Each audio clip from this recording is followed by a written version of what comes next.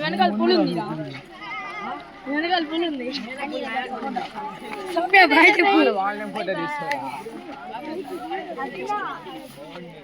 పర్యావరణము దాని గురించి పిల్లలకు అవగాహన కల్పించడం కోసంగా మన మార్కాపూర్ టౌన్లోని వివేకానంద విద్యాపీఠం స్కూల్లోని హై స్కూల్లోని 8, 9, 10 తరగతుల విద్యార్థులకు వాళ్ళకి ప్రకృతి మీద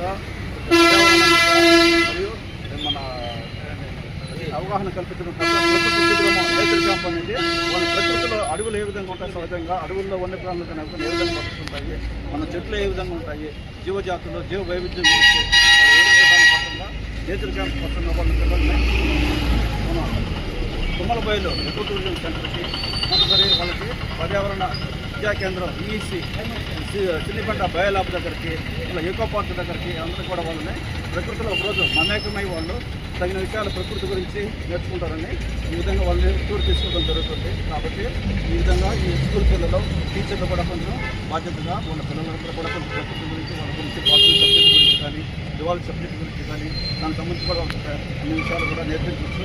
మా బయోలాబ్లో కూడా రకరకాల ఫెసిలిటీస్ కూడా ఉంటాయి. కాబట్టి అన్ని పిల్లలు తెలిపించి ఈ అవకాశాన్ని సద్వినియోగం చేయాల్సిందిగా కోరుకుంటున్నాను.